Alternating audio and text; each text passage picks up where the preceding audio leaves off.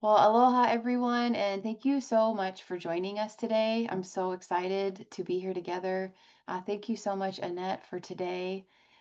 Here we are for Ascension in the Raw, and this is episode 11. And Annette and I were just sharing, just talking about all the shifts and the changes, and there's a lot shifting and changing, I feel, for many, and also even on platforms. So I had a wild hair today for this episode and wanted to go on Zoom so that anyone who wanted to join us live could, and also do a question and answer with us here in the chat, and just have more of like, hey, this is our space, we're here together for this topic. So we may go with more pre-recorded content. We still have talked about doing lives. We really love the audience engagement, and just the algorithms have been weird. So we're being thrown when we go live in weird places.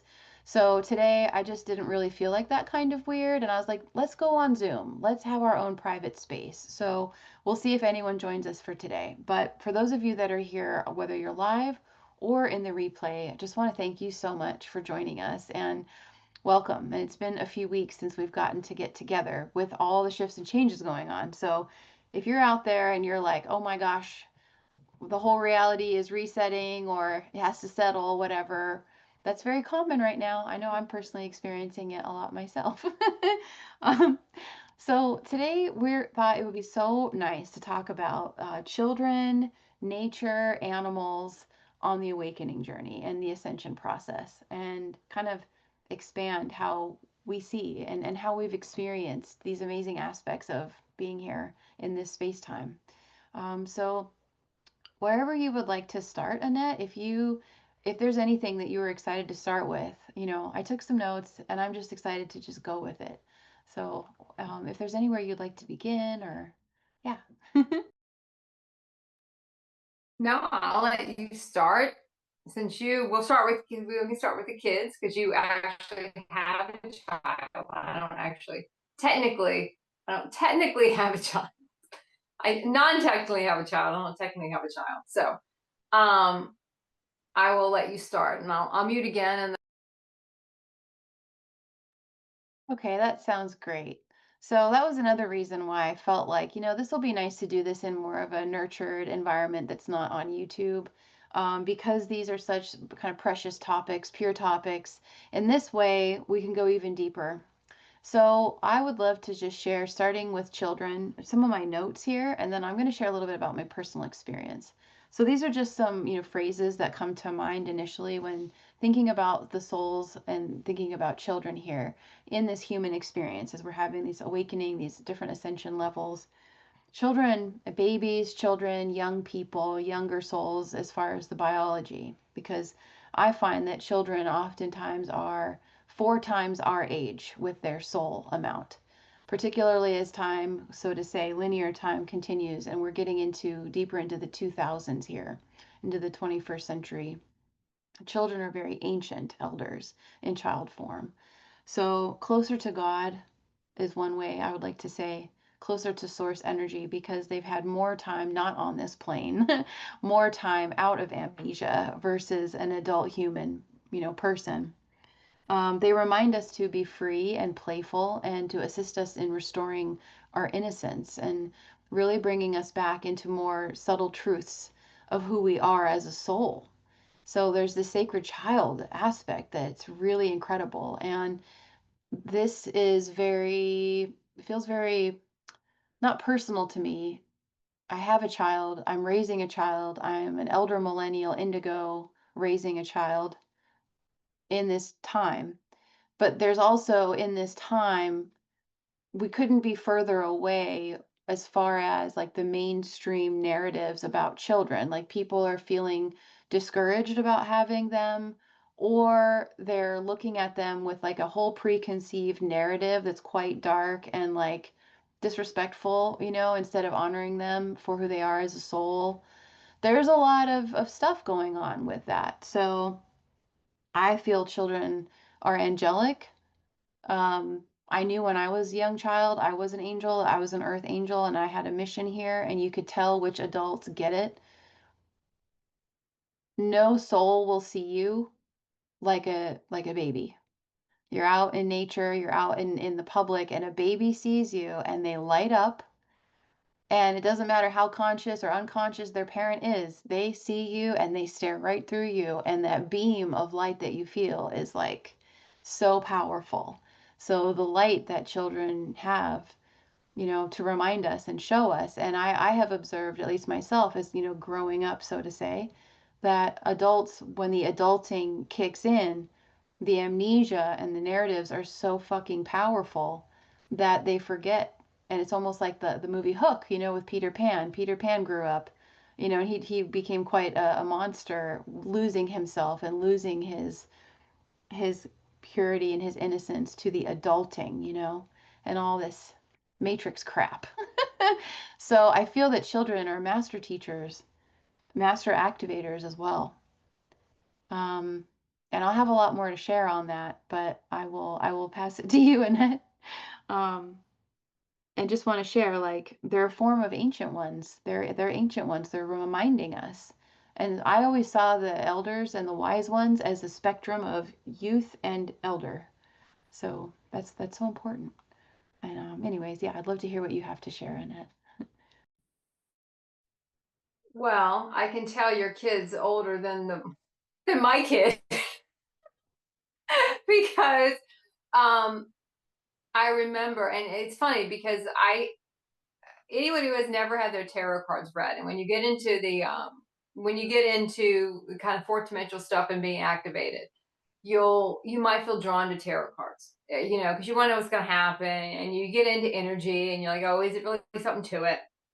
And I remember I had my tarot cards read somewhere, some medieval fair I was at. This is probably when I was kind of fourth dimensional.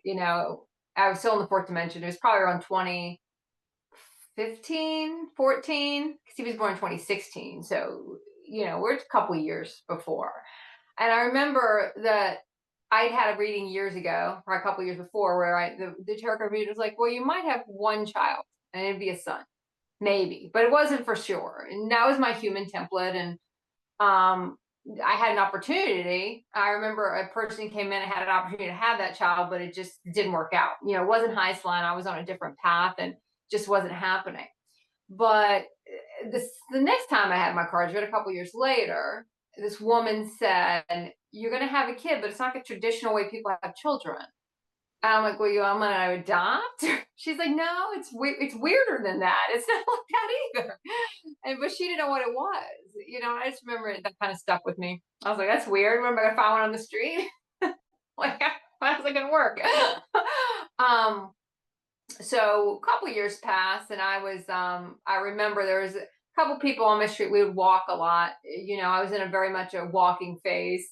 It's around 2015, and I was connecting with a lot of ladies that were in this little condo complex. We'd all walk together with dogs, and one of the ladies had been trying to get pregnant for, I think, a year, a couple years. And I remember thinking, oh, you'll probably be pregnant by the fall. I didn't know the lady that well at the time. I was like, you'll probably be pregnant by the fall. And she was. And I remember she called me and she said, oh my God, you told me I'd be pregnant by the fall and I'm pregnant. And that was, and then, 9 months later, and it was a boy. And we were just kind of, I would babysit him all the time, and he would be over all the time.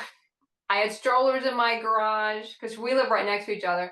She had another baby about, I don't know, 12 months later. So then she had two. So it was really easy for me to take the one, because she had another infant to take care of. So we were just like peas and carrots. So the minute he came out, I had strollers, and I'm putting together those little motorbikes for 2-year-olds, and changing diapers and potty training and all the stuff I never thought I'd do because I never had that much interest in children, honestly. And I was doing them. And I just remember, actually, someone else, oh, cat just opened the door. I remember someone else saying to me, children open our heart and they show and activate us where no one else can. So a lot of us have kids come in, whether they come in traditionally, like with Marissa, or non-traditionally, like with me, and that these kids come in, and no matter what happened, Let me shut the door. Hold on. The cat just opened the door. Let me shut it. Hold on.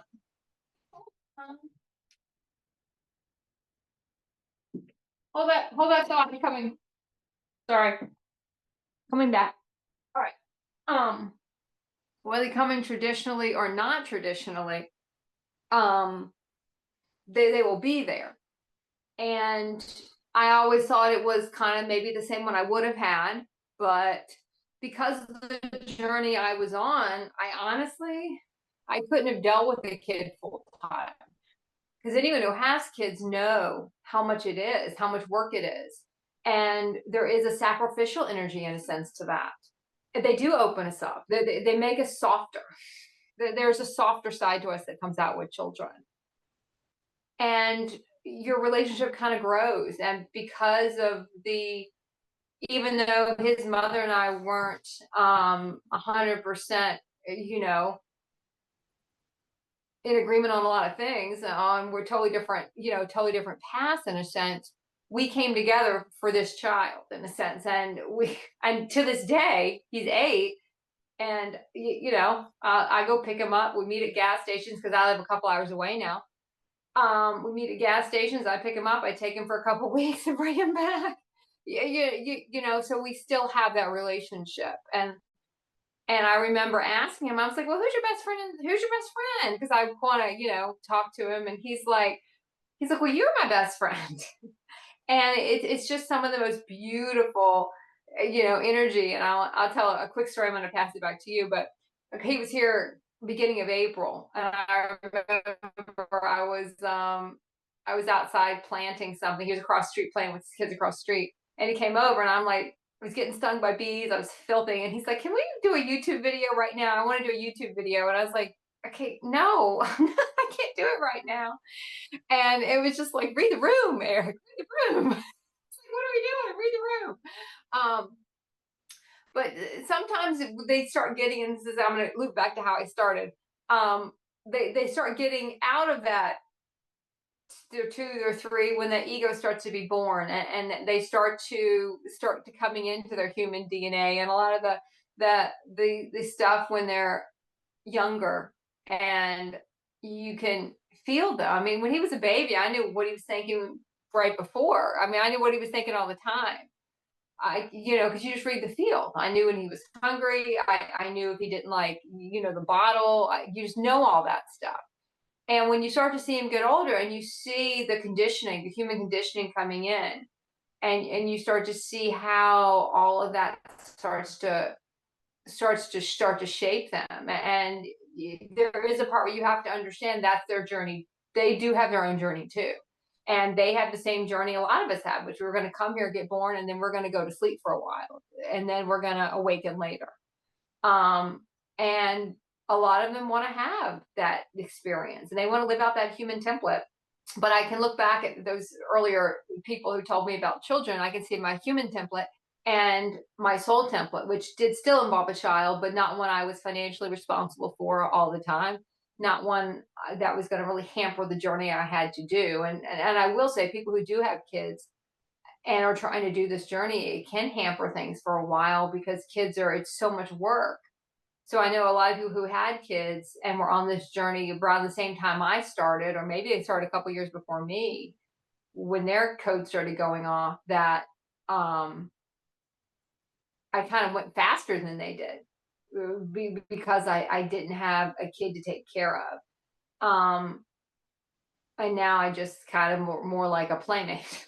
I mean, I get to do some of the mother stuff too, but you also get to just kind of have fun and be something else for them. And you start to understand the role, whether you're the parenting role or whether you're supposed to be, the higher consciousness role in that relationship because maybe their parents aren't.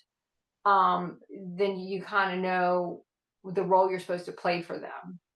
So babies come in a lot of different ways because it does soften us. So I'm gonna kick it back to you, but I wanted to kind of finish that thought.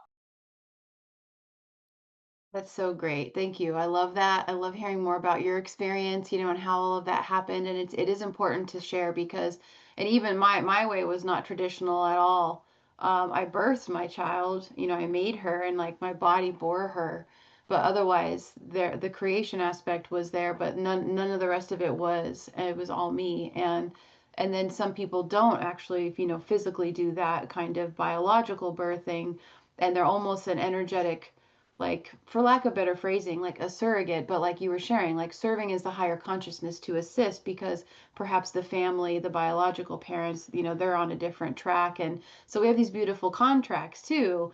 And I've noticed a lot of those being brief, in passing, with children, you know, like in the forest maybe, and like their parents are very impatient with them, and the child is so excited and just wants to look at every little leaf and everything, and the parent is more, you know, in a rush or whatever, and trying to hurry the child along, and the child's just trying to appreciate. And then, you know, the parent is like in their whole thing, not really allowing the child to appreciate. And I'm just sitting there observing it all and just smiling at the child and being like, isn't that amazing, you know, and letting them know that someone else gets it too, like slowing down and enjoying it and taking it all in, and not rushing, you know. And I remember that too growing up, that there would be certain souls that you would encounter in passing, and you knew that they saw you and you knew that they understood you. They're in a similar space, even, you know, different age, all of it. Very, very interesting. So, just to share a little bit about my own experience, my awakening was greatly enhanced by my daughter's arrival. It was very trippy because when I was little, I saw myself having a daughter, so I always had this visual concept that I would have a daughter. But then as I got in later in life, I forgot all about that, and I was getting ready to leave the planet because I was like, this place sucks. I don't know why I came.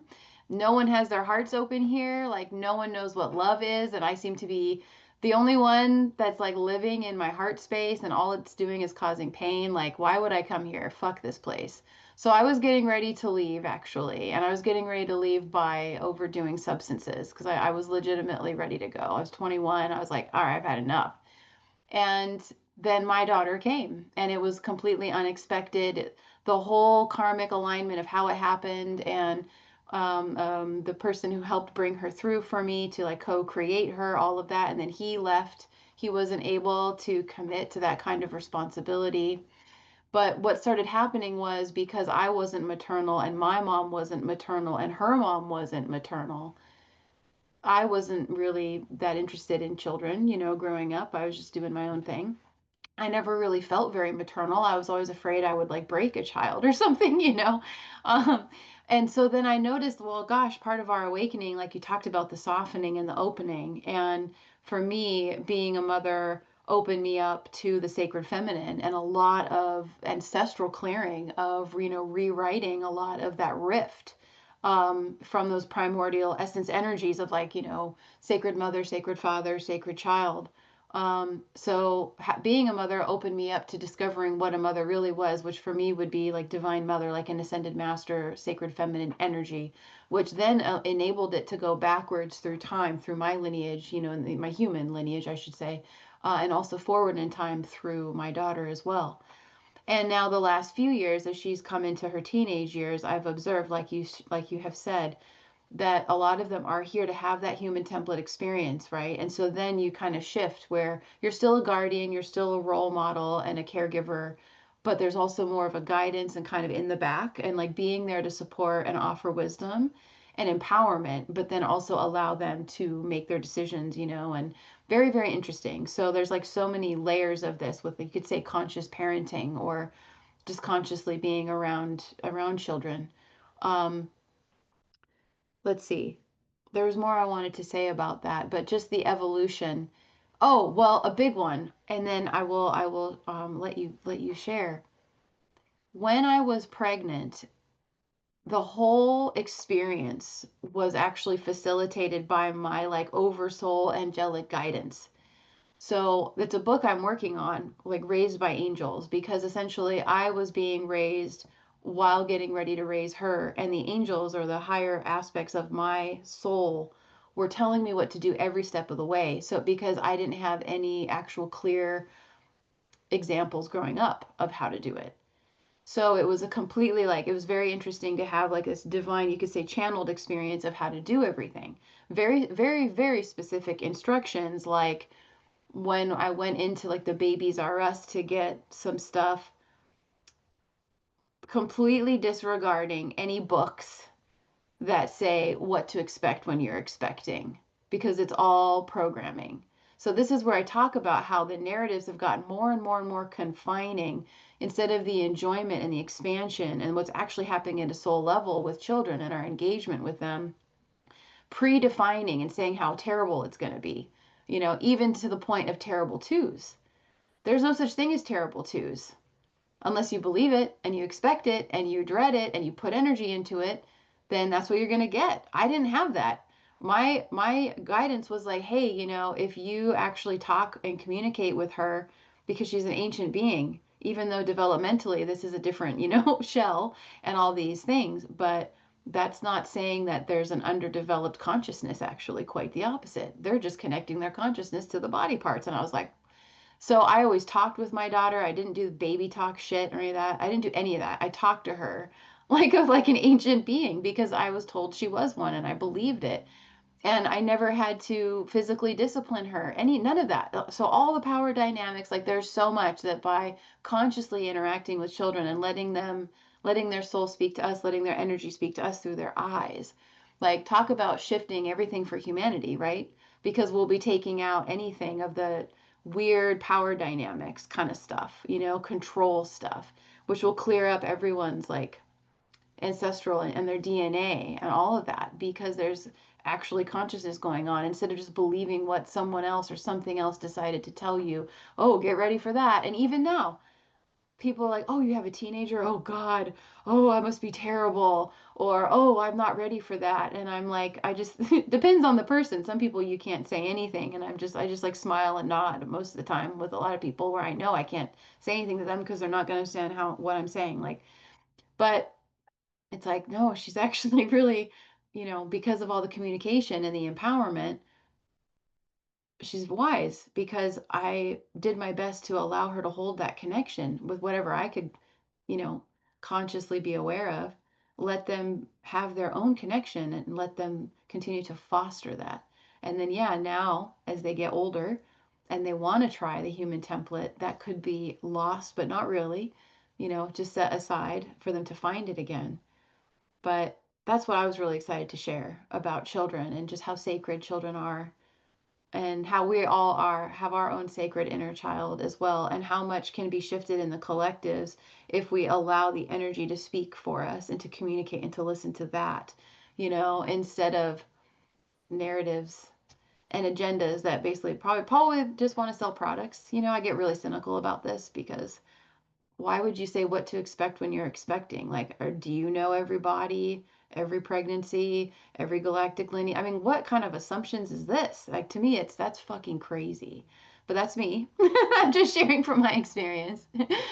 um, Observing it as like not really ever feeling very human, but really feeling like an alien here, and then having a fairy angel alien baby, and then like I'm not going to listen to this weird stuff telling me what to think of her or who she is. She's going to tell me who she is, and then just really interesting experiences. Like I love when you were talking about you could always tell when he was full or when he was hungry. Like the communication is there if we're open to it. It can be quite energetic or telepathic or however you want to say. But babies also, you could look this up for anyone that has young babies or cares for them or is involved or has family or looking to have babies, that there's actually a language. There's 5 words that babies use, and it actually comes from different parts of their stomach and their diaphragm and stuff. And it's all these different noises, and it's using their palate, and they're just like tones. But it's 5. There's actually a language. It's 5 different words, and they can tell you when they need help with changing themselves hygienically, when they're hungry, when they have gas pain in their stomach, or some kind of discomfort. I mean, it's wild. But if people don't know to look, then we don't know, and then we have these resources like telling us what to expect for the experience and basically like pre-creating a whole experience for us. So I guess for me, that's the huge part of this is the sovereignty of our children. And for those of us that grew up with a more, the old school way, with parents that weren't doing conscious parenting because that's not what we signed up for. Now we have the opportunity to reconsciously parent ourselves, which is really powerful. And I would say some of my favorite work and like how it helped me to feel so free. and to feel me again, and to be silly and to play and to be creative. And to also have that like kind of hummingbird mind where something happened and that moment is past, forget it, it's over, what's here now. So kind of helping us be more in the now and more in our bliss. So anyways, yeah, that's like a lot that I wanted to say about that, and I'll pass it to you, Annette, wherever you'd like to go. I think that's interesting. Because my experience is the terrible twos were not as bad as the filthy threes and four, and let me see, egotistical eights are not the best right now either. But I think one of the keys you said was you were, and if correct me if I'm wrong, but I thought this is what I got, that you were the one raising her. And I do feel that when it's one person, you do have more impact on the field. And when you're sharing the child with multiple people, which is that's my case, I'm sharing the child with other people who are not on the journey I'm on. It's not their time yet. They're still living their human temper. They're still having children, and it's funny because the first child, the one that the stars aligned for me to have the bond with. I remember when he first came home, we none of us knew anything. I had never been around kids. She'd never been around kids. We had him in the stroller. We didn't put the brake on. He starts going one way. We're running after the stroller. His third day, and I'm imagining this child's like, "What a shit show, ladies! Get it together. Give me a blanket." It was just so funny. And then by the time the third one came along, you know, we're just like, I don't know, put him in the corner. He can be raised by wolves. He'll be fine. You get almost numb to it. The first one, you're like hovering around everything. By the third one, you're like, oh, he's fine. Give him a spoon, put him in the corner. He's fine. They're tougher than they look. Okay. All these kids have fell down the steps at least once. They'll bounce right back up. Don't worry about them. But I think and you get into this when I think people start talking about having children, and and they think they're talking about how they feel about how they're going to parent. But I do think if you peel that back and look at it from an ascendant state, it's how their energy fields are meshing, and what aspect is parenting. And I wonder sometimes, if I had been the one that was there all the time, would I have some of the stuff I have with how he can act sometimes, you know? Um, I don't know. Some of it, I think it's just kids, and it's just the environment he's growing up in. I want it and I get it, and I don't want to have to work for it. I don't want to have to do anything to get it. I don't want to read. Reading's boring. I don't want to do this and that and whatever. Um, some of it, I feel like it's the generation we're in, and that I do feel like all the technology will eventually have to revert back, and we won't have as much technology anymore. And a lot of these kids, and we've had all of our generations have had challenges that kind of push us toward awakening, I think, and depending on what generation you were born into. And Marissa was a younger parent. I came into this older. And like I was in my mid 40s when Eric came. So, much different. Much different for me, when he came in. I was in a very different place. But all that stuff aside, just consciously I'm in a different place. And it still can be challenging, to deal with the moods, and you get into the sibling rivalry and all those types of things. And you think back when you were kids, and you start to understand how one thing I've noticed watching him grow is you start to see how these things get, I think it's 0 to 7, they start establishing their beliefs. And then after 7, it's not like they have seen them, they start creating the realities that start cementing them in. They're not cemented in, but what they've learned up those 7 years, they start now creating realities that start to cement them in, right? And I can remember as a child thinking that one of my grandparents liked my sister better, and I was so agitated about that. But I just knew he did. And it was like, oh, that sucks. How come I'm not good enough? And it's funny that I kind of carried that for a long time. I didn't realize you're carrying that stuff.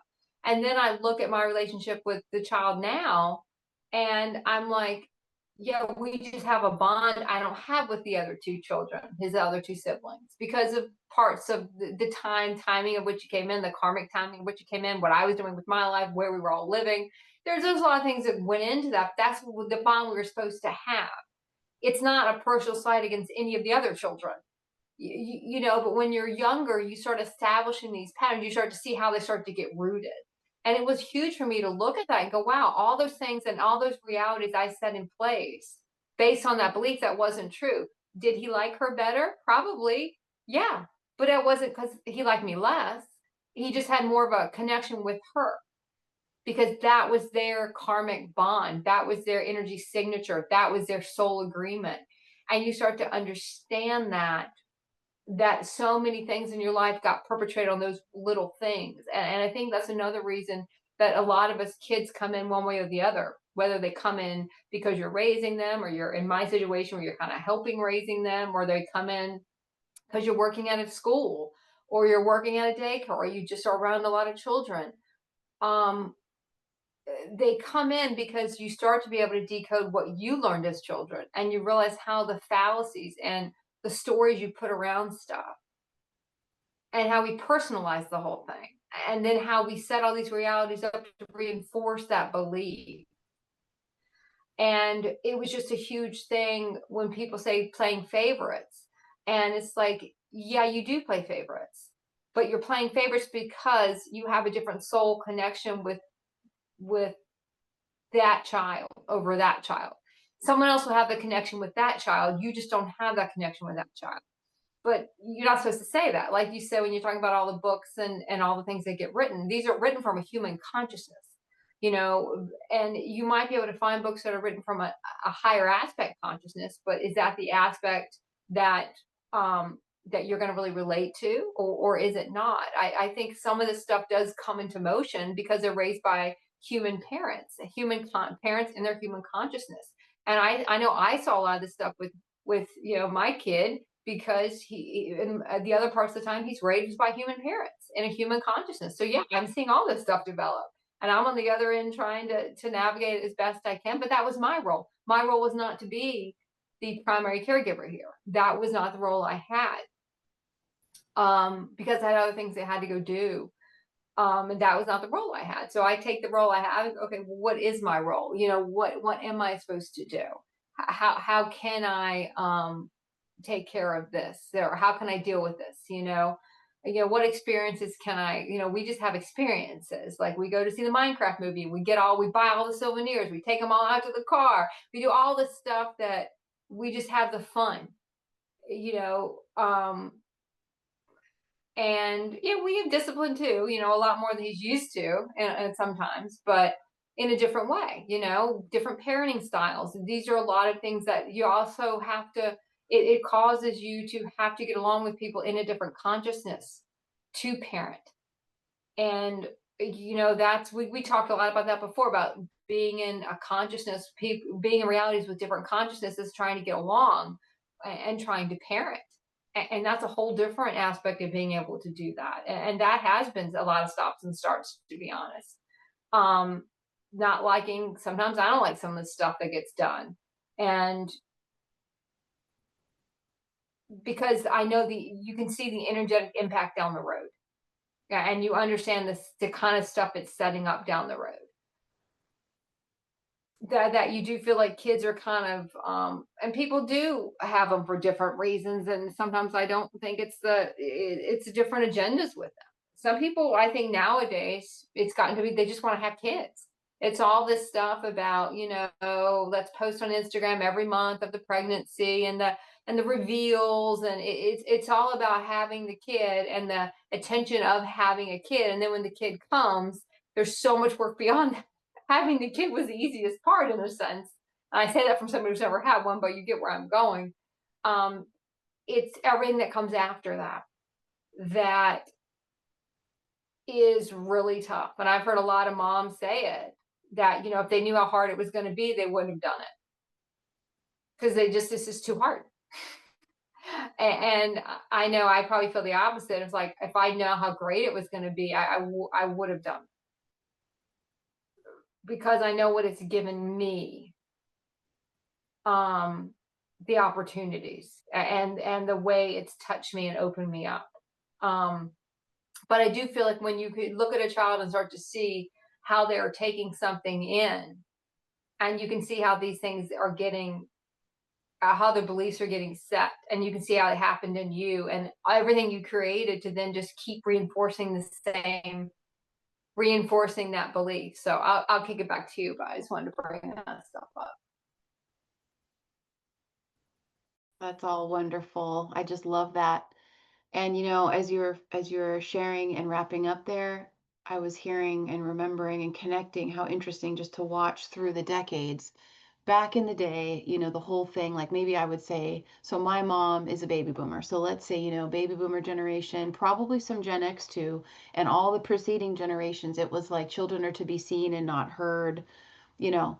So children didn't have a lot of room to express themselves. But what was different was we didn't have the technology. So kids were still playing outside and they were still, out in the physical world and like doing stuff and getting into trouble. And so that's another interesting take on this through time. Like Generation X and the millennials are the last ones to not grow up completely surrounded by the technology. And that's hard to see. There's a lot of things that are very hard to see. Not in I'm judging it, but just like you shared, you can see down the road, like if people are letting the iPad or like a device, in a very young child, right? Like 2 years old, whatever. Oh my God. There's just a lot about it where my whole thing, how I was always feeling about it in my core was kind of more old school, like I grew up reading the Laura Ingalls books, the House on a Prairie, House on the Prairie books, and how they entertained themselves, right? And they knew how to sew and cook, and like they were very artistic. They would repair things, it wasn't a throwaway culture, very present and slowed down. And that's how I raised my daughter. And there was a lot of pushback because I didn't have to spank her, or speak harshly to her. But that was because there was conscious communication. So that was the difference between how I was raised was there's not really a lot of communication. So you don't really yet know until you do something wrong or make a mistake. And then there's a punishment required to ameliorate it. Well, you have no concept of that because there's been no communication, there's been no teaching. So there's a lot more harsh awakening and harsh lessons, if you will. And so I remember, people would say stuff to me like, oh, well, spare the rod and spoil the child, and all this stuff. And I'd be like, well, I see where you're coming from because you don't understand what we're doing, which is communication and holding boundaries, and like trusting someone, like trusting the soul and trusting the wisdom, and how by trusting them implicitly, meaning that you trust that they have a source, that they are a source, that they're not dumb. Like they might have a different developmental stage, but there's just so much, at least that I grew up with, that I observed. There's so much judgment or so much that's like cast onto children, and then nowadays, they're not really outside as much. We don't really know if the world has quote unquote gotten more dangerous or if we're just more aware of it because of social media. But even like you're sharing, like I watch these people on TikTok and it's like this whole thing, with the baby and the reveal. And to me, I'm just like, it's like a fucking circus, and I'm glad for people to be into it. Like that's cool. But for me, I couldn't be more opposite. And that's why I say I'm such a weirdo, Annette. Like I'm such a galactic fucking weirdo because my whole pregnancy, like I was very private about it. And I spent time in nature, and I meditated and I was with crystals and I had a home birth, even though it was really hard. Like everything felt like I was more of this ancient being put here in this fast paced, like modern, weird time, with bright lights and loud noises. And I wasn't into it. And when my baby was an infant, like we didn't go to the mall or places where there's all this, I don't know. And maybe it's because of how I grew up. Like I grew up on the Big Island, in a house that had a generator. There wasn't Wi-Fi. There wasn't like we didn't have TV. So I definitely grew up kind of weird, I guess. Very simple and quiet, which is different nowadays. But yeah, it's just all very interesting, but I just tried to stay out of the way and like you shared, it's like you don't know what you're doing. You're like, "Oh my gosh." And then right when you mastered a stage, then their next development comes. So right when you get some confidence and you think like, "I'm the shit. I know what I'm doing. I'm doing so good at this." Like, "Yeah, I got this down." bam, here comes the next like developmental whatever, right? Or where they're getting really independent and they want to argue, they want to debate, like they want to not listen, and all these things. And so it's like honoring them for that independence and wanting to support them to ask questions, right? And to do all those things. Um because now it's like there's just it's so weird the way everything is. Like I wanted to talk about school and the school system too. I so many of our children, it's just not really working for them because they're too galactic and it doesn't resonate, and the way the school system has shifted so much, like they barely even use paper. They're barely even using like pens and paper to write or have packets to study. I mean, it's wild, so it's not very effective because it's hard to remember things when it's all digital like that. And so I wanted to share, a soul sister who has two teenage boys and they're in the system. And, she's divorced from her partner because she went on the awakening journey and he did not. And she really doesn't resonate with the school system and she doesn't try to push the boys or force them to fit in. If they need different ways to learn and absorb, like she's open to it but not trying to just keep pushing and forcing, and then they go through the physical body upgrades, right? With all these frequencies they're having different physical responses in their body, and the dad doesn't understand it. He's still of the old way of like, no, you're suffering, you push through. It's like the factory. Everything is like a factory, like a robot. And so there's a lot of very interesting. It's like when you talk about different people, different souls, different roles that are trying to co-parent and how challenging that is. Um, yeah, because it's like two different worlds, trying to even communicate and having completely different ways of looking at it all. And like my girlfriend, my soul sister, she doesn't really take school that seriously because she knows her kids are brilliant and they're going to succeed and all these things, and it's not dependent upon the marks in the school. But try to say that to her ex, he would just blow his top and you're insane. So it gets very interesting trying to fit in, trying to honor where the children do want to fit in, like you say, to have their human template experience, to honor all the other humans around, and to honor ourselves for like looking fucking crazy. It's a lot. So I just want to give, a lot of honor and just, yeah, love and appreciation to everyone wherever you are, however you are doing this or working with or being with children, even if it's in your own inner child right now. It's a lot, but it's amazing. Right? Yeah, so I just wanted to throw that in. um, what we see with the school systems, what we see with medication and over medication. There's a lot of things that are hard to see. Oh, your child is hyperactive. Let's put them on meth because that's better. And it's like, I don't know what kind of, to me, that's really wild. Like that's the last thing I would ever think. It's like, well, maybe it's because, people aren't supposed to just sit still, like a robot when they're a living sentient being with a lot of energy. We need to get outside more, maybe, maybe that's the medication. It's just get outside, get off the devices.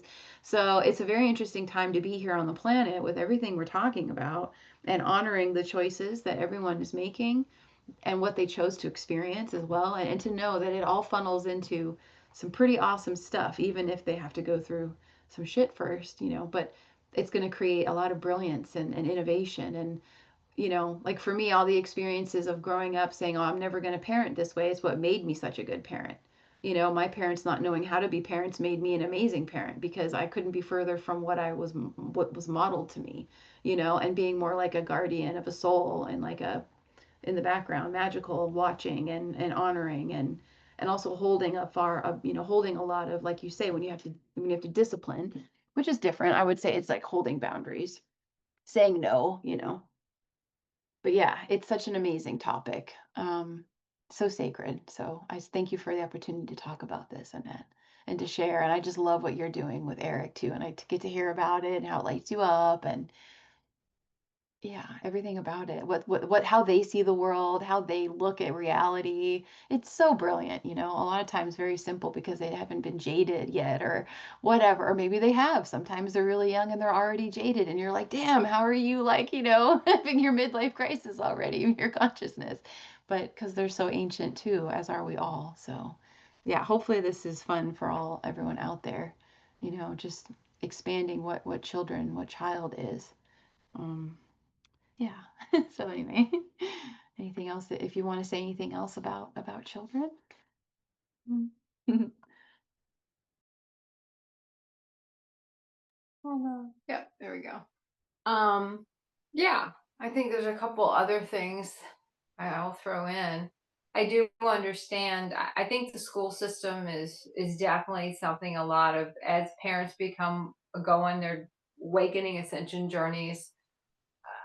More people are going to pull out. I think of traditional schools, and when they start pulling out, they'll create something new. And I think there's a whole bunch of people who go through ascension. And I think the ones that do have children, that was sort of their job. And I remember I talked to someone else that has she has two older daughters and then a younger son. And the younger son was entering school and she didn't think it was the right place for him. So she was talking about opening up a home school. And I think that is where a lot of it's going to go. Because I do think along with when you start to look at the generations, I mean, my parents were baby boomers too. My parents were the OG baby boomers. I think my dad actually is probably before the baby boomers, but anyone watching this who doesn't know what baby boomers are, they were the babies born after the boys came home from World War II. And the big, huge population bust, which I think went from 1945 to sometime, I think, in the maybe early 60s. I don't know. Marissa could maybe correct me on that if that's not correct. But um, I do understand a lot of when you start to see the technology boom and what this generation, getting them to go outside. Yeah, they just don't. Well, at least I know mine doesn't want to go. Because it's boring. I want to watch TV. I want to watch play a video game. I want to watch other people play video games. Those are just really what they're more focused on. And I think because of the easiness of a lot of it, the school systems now kind of focus on a lot of the same kind of stuff because it is easier to give them computers and it is easier to do a lot of these things to get them to have the educational experience without having to have a lot of the interactions I think a lot of us used to have when we were in school. So, and you also, with all the technology, it's kind of funny that you see all the technology and how, especially the last, a lot of people say it's galactic technology. I've seen a lot of stuff lately that really kind of hones a lot of it home. How quickly, that all of a sudden, we had rocks and we were banging together rocks to start a fire, and what, a couple thousand years later, we have all this technology, and it doesn't really make any sense. And so a lot of people will say, of course it's galactic technology. Of course it came from somewhere else. Whether you want to no matter which camp you want to believe, whether you want to believe that you're just tapping into it, you're tapping into your ascending galactic aspects and bringing all this forward. If you want to believe, more into the more into the galactic race is starting it all, which is more where I fall, and how it all started.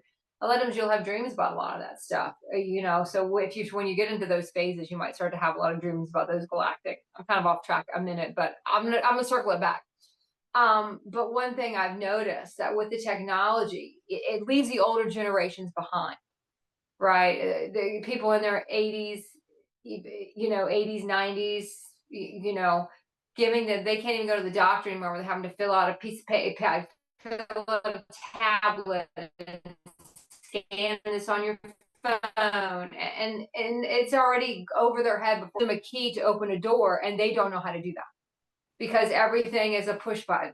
So you can see how when this flips, and it will flip at some point, it will flip. Technology is going to go away because it gets too bastardized. It's too easily manipulated. It's too easily tainted. People are already starting to distrust it. You talk about something, all of a sudden, all you get on your feed are the same thing you talked about, and you weren't even talking about it near your phone, but somehow it got heard. It's funny because even when he visits me at home, they have Siri, and he says, "Why don't you have Siri?" It's like, because I don't need Siri. if Antoinette needs something, I'll just figure it out on my own. I don't need to ask Siri about it. Or, well, why don't you get a Tesla that drives itself? I don't want a car that drives itself. It took me a long time to get a license. I want to drive it myself. I don't need something to drive it for me. But it's just the mentality. and of the kids are doing it, somebody else going to do it. Everything is done for them, and you will. I do think is all it's going to flip. When the technology goes away, and when we start going backwards, and a lot of this stuff, can't be sustained in that sense. That they're going to be very lost, and that might push a lot of them toward going back into their awakening and back and through their ascension process, because you do see people younger and younger going through it, and getting to that extra phase. But when you look at kids, and they have a very hard time making conversation, just talking. I'll make mine talk. Let's talk about something. What do you want to talk about? I don't know. You pick a topic. Let's talk about it. You want to talk about your favorite color? You want to talk about? I don't care. Pick it, and we're gonna roll with it. Let's talk about it. Um, but it's definitely a different. It is a. You can tell they're in a different consciousness already. They are more drawn to the technology. And if you want to say that's their galactic side, I could see that too. You can see so many different parts and pieces of it. But it has taken a lot of the accountability off of being directly involved, and being to the point where honestly getting him to go outside is like pulling teeth. They don't want to do it. Like it's they just have no interest in that anymore, and it's boring to them. So I do feel like a lot of it's going to flip, and you're going to get back to a lot of this technology will stop being used. And I think that's what a lot of parents are starting to figure out. Like, if it was my choice, I would never have done the iPads, because once you get it to them, you can't take it back away. In a sense, I mean, I guess you could, but it would be hell to pay.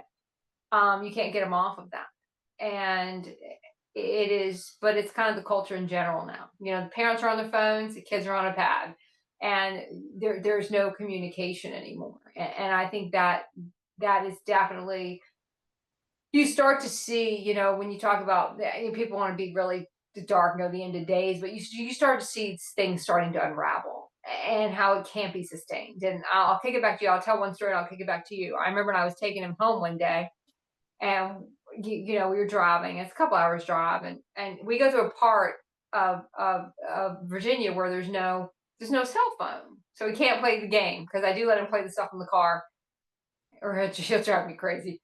I will admit to that. He gets the phone where he's playing his game. I don't have any cell phone. I'm like, well, wait 10 minutes, it'll come back.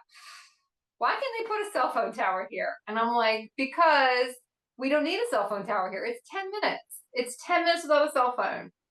And I was like, Eric, let's say they go up there and build that tower, and they have to, let's say they have a rare billy goat up there, then they now have to, that will go extinct because you're taking away their habitat, so you can have your cell phone and play your game 10 extra minutes. Do you want it that bad? Is that what it's worth to you, to have the cell phone tower? And he never said another word about he's never said another word about it again. Because I think sometimes they don't see their impact, and they don't see the selfishness in just human consciousness in general. And I think you see it in kids, you see it in adults. I mean, there's really no difference. But when you really start to see that, it's hard to unsee that.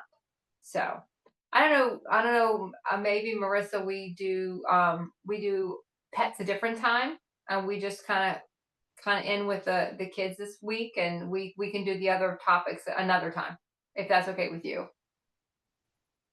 Yes, I was feeling the same because there is so much to say about this, and you're right. It's like, oh yeah, this is such a big segment. It really is a big segment because it I mean, gosh, we were all children and now we're where we are, And it's such a huge part of everything with society. So absolutely, yes, please. Let's do animals and nature, another time.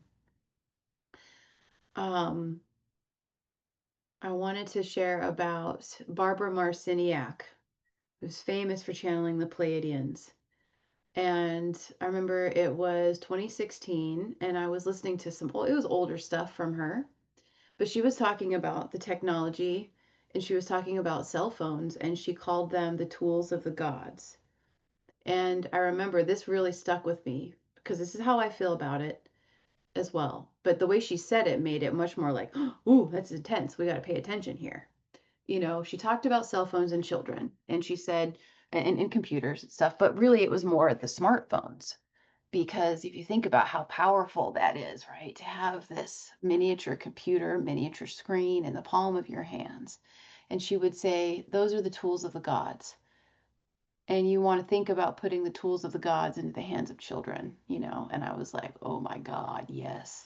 That's always how I felt like, you know, so despite pressure, I would have conversations with other parents. My daughter yet didn't have a cell phone.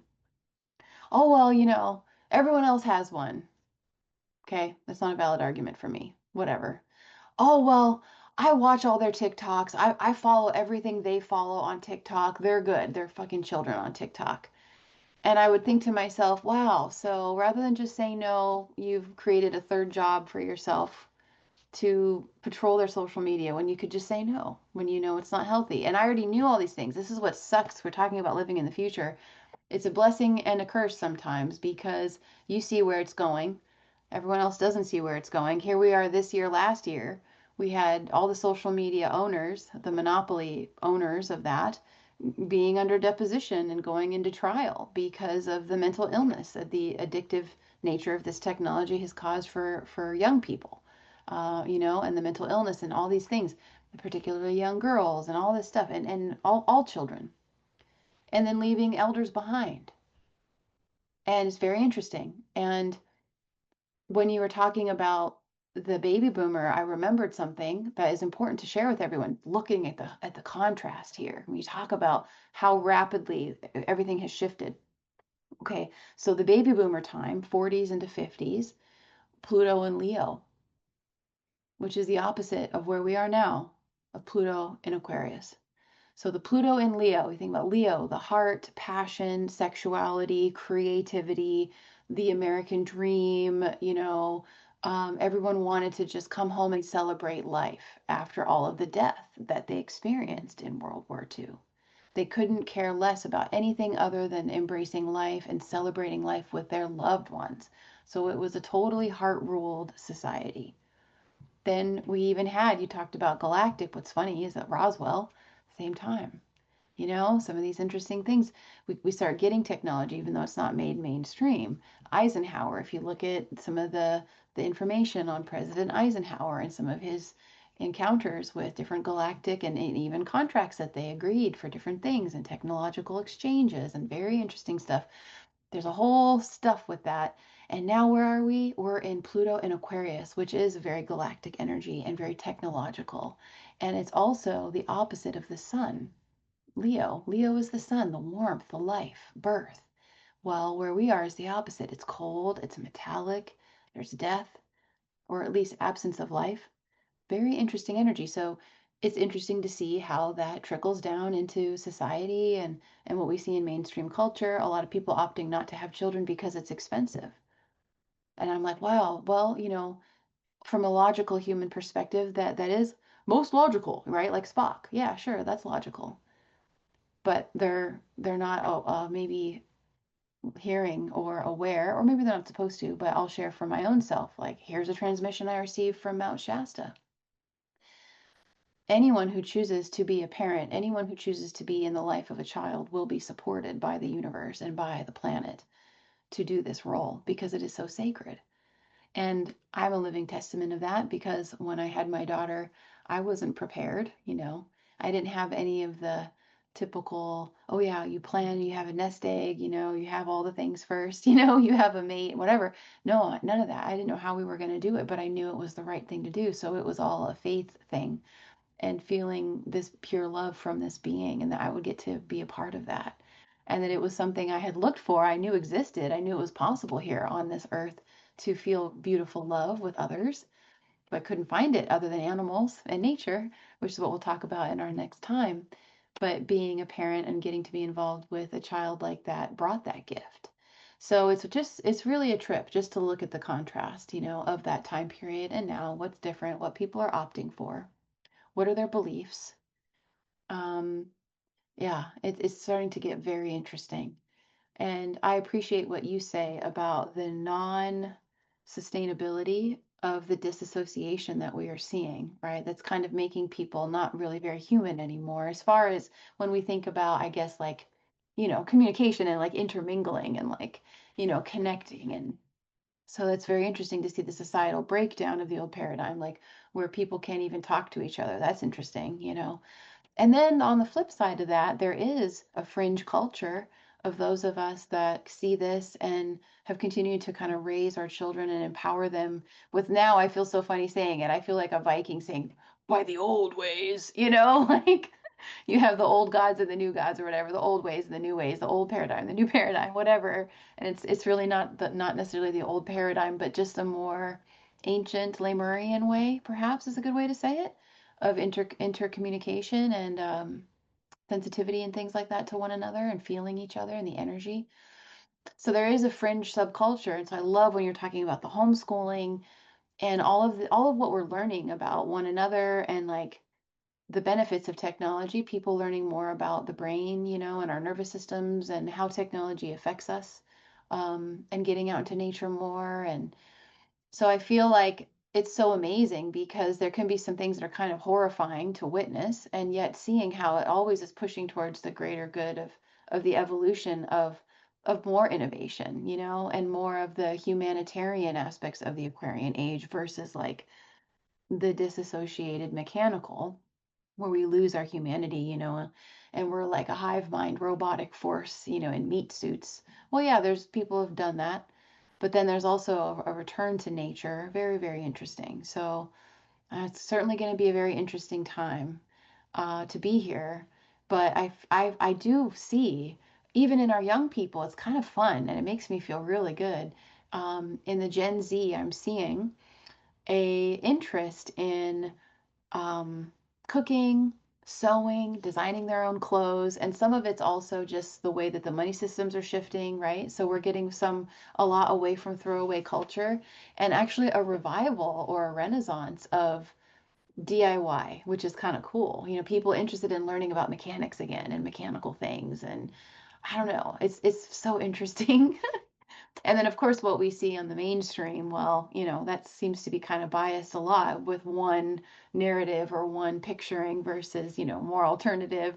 Obviously, we're fringe, we're not on mainstream news tonight, um, you know, but it's just such a wild and amazing time to be here. And yeah, I don't know. I guess that's part of, I would call it like the sacred crystal village template. So if you think about the sacred village and you've got everyone there, you've got elders, all different ages of people, very diverse.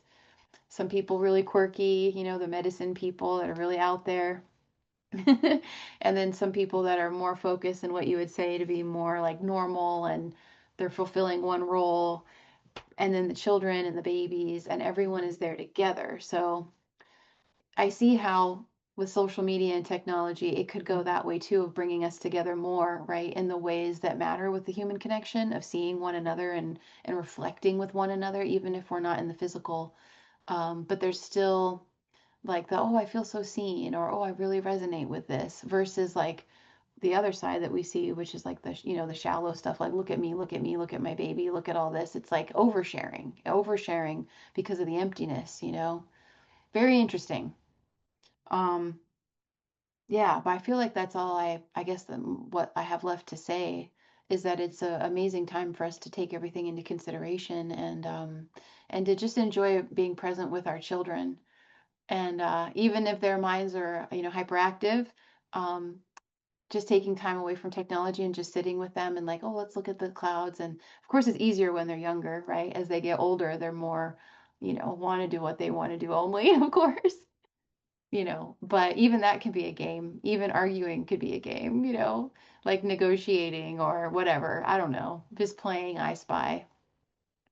But simplifying, I think I'm seeing that too, is a very interesting split where there's a return to a more simple presence.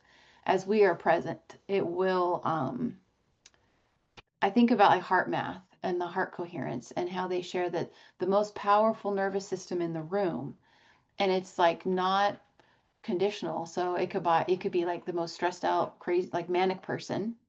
and people could be affected by that adversely, or it could be the most zen, present, just really chill, enjoying the moment, no resistance to anything, no tension within the mind, and everyone adapts to that. And the children are such mirrors of that, of the energy as well. Oh, that's the one thing I'll add, is a lot of parents don't realize that their children are mirroring their behaviors back to them. So then the children copy, right? Monkey see, monkey do. They copy what they see. But the parents aren't aware fully of what they're emitting. So then they get pissed off at the children, and the children get disciplined for it. But it's like, well, I was just doing what you're doing. Oh, that's not okay. It's so interesting how much teaching can happen, with if we're open. But those are all things I've observed for sure. My own experience, like being a child and then being a parent. Yeah. So, anyways, I don't know if you have anything else, Annette.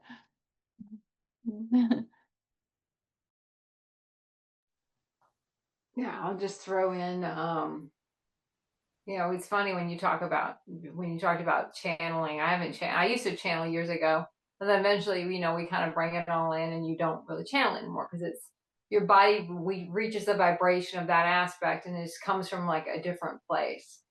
And you start to feel more and see more and understand more, and I think that's kind of where we get with a lot of when you start to see technology and where it's taken us. And it's funny. I used to believe we really went to the moon, and now I look at it, I'm like, well, there's no freaking way we went to the moon. And that little thing they say we went to the moon on, and now we can't go to the moon because we lost the technology to go to the moon, and now we can't do it anymore. This makes why I even thought about that. But when you were talking about that, I thought about that. Like, that makes zero sense. How do you lose the moon technology and now we can't do it anymore? I'm like, and I used to think people who thought that, well, that's just crazy conspiracy theory. But now, when you look into that, you're like, that doesn't make any sense. It doesn't make any sense when you do look at technology. And I don't think you can really have a conversation about children and technology separate because they have become so ingrained. And the kids do mirror the parents. They see them on the phone all the time. They see them do a lot of different stuff, and they kind of do the same thing back to them because that's what they're doing. And I see that a lot, in the situation I'm in where the kid does something and it's like, well, you guys do the same thing. And it reminds me of just an example.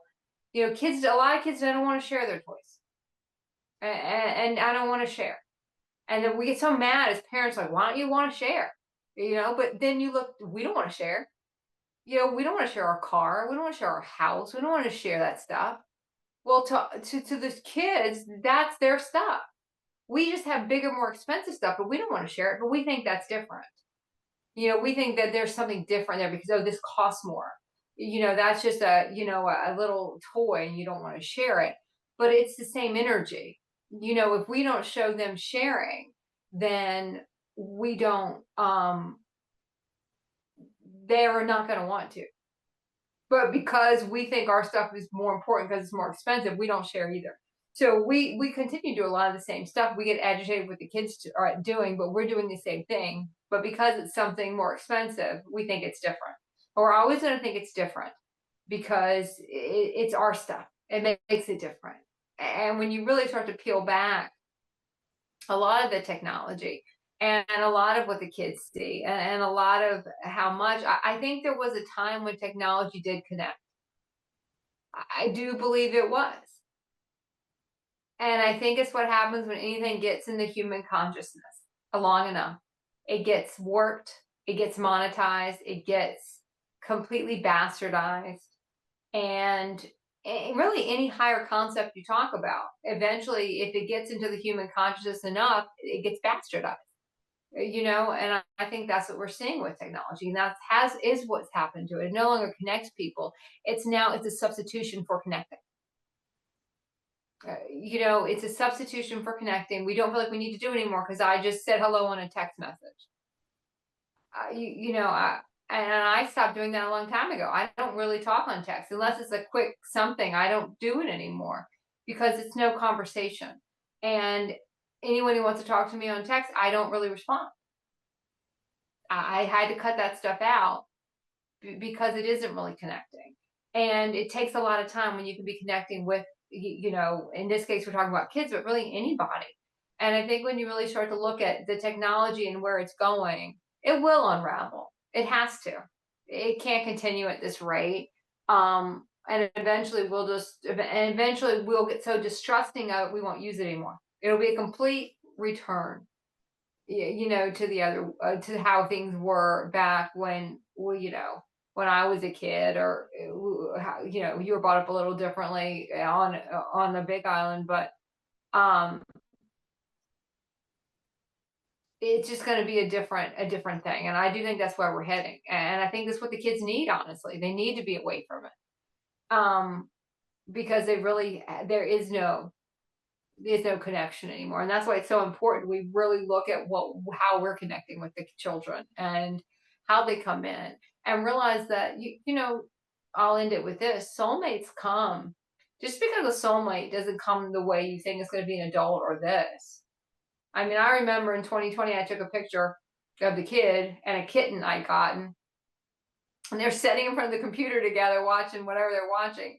I remember I took the picture and I was like, soulmates come. They might not come how you think, but they'll be there. But they're not how you picture them. Yeah, they're not how you picture them. You pictured them something different, and they're not. They're coming in this form. They're coming in baby and animal form, but it doesn't mean they don't come. They'll show up. They just don't show up in the form we expect them to show up in. So, all right. I've known quite a few people that miscarried, and some were aware during the process, and others, in a different consciousness. But one person that was more in her ascension journey miscarried, and she could remember the baby saying, "It's just a trial run. I'll be back. It's just a trial run. I'm just coming. I was just going to come in, but it wasn't the right time yet. Maybe it wasn't the right parent yet. It wasn't the right daddy yet. It wasn't whatever. I don't remember the exact specifics of it. But it wasn't the right time." And for anyone who goes through that, I think, we have so much of this grieving phase, and it's not that our human does need to grieve, but it's also a place where we can get to where we can understand that a lot of these they just come in a different way. They come in again. It just comes in again. And I talked in the very beginning about how I got, I guess, I had a child come into my life, and there might have been a place where I maybe could have had a child, but it just didn't work out that way for me. It just didn't work out, and I was getting older, and there was no one around, and it just wasn't going to be that way for me. And there was a sadness to that for me, even though I didn't actually really want them. When you get to the point where you're getting to the place where it's not going to happen, it becomes a lot realer than when you just say, "Oh, I don't." I was a famous meme someone said once, and someone said, "Oh, I don't want to have kids," or whatever, and they were like in their 20s or whatever, and it was like, that holds no water for me. Come talk to me when you're in your 40s, and tell me how you feel about whatever it was, because you're going to change. And I'm using age as a specific thing about changing, but as your consciousness changes, you're going to change how you feel about this stuff. And that's one reason why we do shift with age. We just don't shift as quick as through ascension. It's still a human consciousness shift with age, but not as fast as your ascended consciousness shifts. But you still shift. And a lot of things people say when they're 21, they're not going to say that when they're 31 or 34 or 35 or 45. So no matter what stage you're in, and if you had been through something like that, it does very much feel like it is a trial run. It'll be okay. And I can remember, I always know when people are pregnant. I always know exactly what it is. They can walk by me and I know what it is. Boy or girl, I always know. Sometimes they shift on me. They'll shift toward the end, even before they come in, right before they come in. Sometimes they'll do a shift, but I usually know kind of when they'll come in, or sometimes I know when they're not going to come. When they're going to, nah, I'm not going to come in right now. And like, I'll be talking to them energetically going, "Are you sure?" And they're like, "Yeah, I just don't want to come in right now. I'm going to come in later. I just don't want to come in right now." There is something else going on when these things happen. And there's an old adage, that everything happens for the best. and it happens the way it's supposed to happen. And you really have to hold on to that when you're going through things like that. But they come back around, and they might not come back around exactly the same way. You might not have another one. You have a relationship with another child down the road, that comes in a totally different way, but they do come back around. And you know, it's not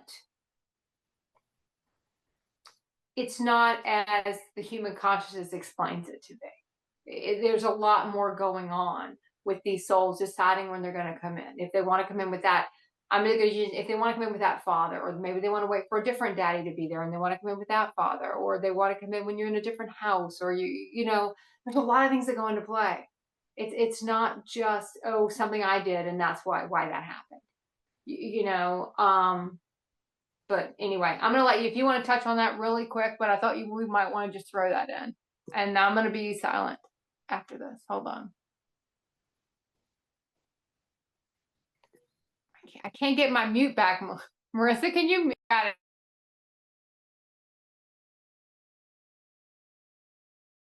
Thank you so much for that, Annette. It's a very important part of this process as well. To look at everything, every experience, and continue to expand and feel deeply, feel our grief, and also feel loss or the perception of loss, and let that expand as well. And just like you shared, sometimes it's not the time. They come, they visit, they touch for a moment, and it's not the right time, and they come in a different way. Whether it's literally or through another child or even through a creation, you create a beautiful work of art or a book or like your gorgeous oracle deck. Like that creative energy comes through and touches our lives in so many ways. So thank you. That's very supportive for all of our beautiful people out there. Thank you. I'll end that tonight. And this was very. I'm glad we did this on Zoom. I think it was a better way to do this topic for sure. So all right. Well, Oh, I'll see everyone next time. I'll mute and let you close out. oh, thank you so much, Annette. And thank you, everybody. Yeah, I just felt like I knew I was going to share like stuff I'm so passionate about.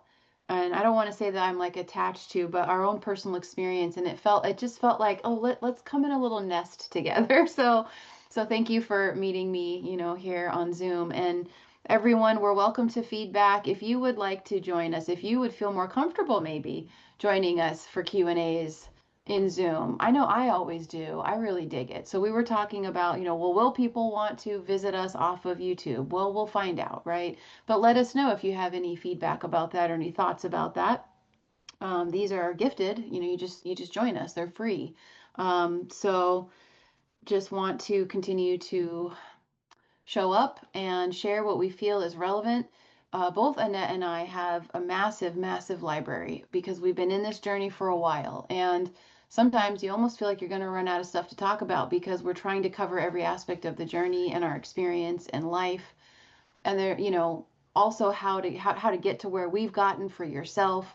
We're very passionate about that. So I just want to share I started a new job. This is my first time being out and around other humans. I've been isolated and in a forest basically or digital for about 5 years. So it's very interesting to be in person and it's awesome. I'm loving it. It's going great, but it's a lot of different energetic management and priorities. So we will still be here. We'll see. We'll keep you posted on things. I think we still have at least a few more episodes to talk about. And then we talked about coming together and doing Q&As or just coming and hanging out and doing Q&As, and maybe there's not necessarily even a theme. But if you guys want to get together and talk with us, we're here to do that. We both share about how it gets kind of boring and you're not really very motivated to do a lot by yourself anymore because we've already done years and years of things by ourselves. It's much more fun together. So we're open to suggestions and we're here. We're here to serve as well. Both of our information is here in the box. And let us know if you would like to do Zoom lives. I really like them, and we can still chat. There's the chat is here. All of this is here. So thank you so much, Annette. I'm wishing you an amazing week, and happy Gemini season. How amazing! We're doing this on children, and it's the sun just moved into Gemini. We're at 0 Gemini today as of this meeting, and it's very perfect for like the curiosity, the playfulness, the being the quirky messenger, the neutrality between the polarity. Very interesting. So perfect time to talk about this. And just want to bless all the children out there, all ages, those that are yet to come, and all of us too, where we are still children at heart inside. So remember to play and have fun, and don't let yourself get too heavy with all the shifts and all the adulting right now too. Remember that. And thank you, Annette, and thank you, everybody. I will see you soon. Namaste.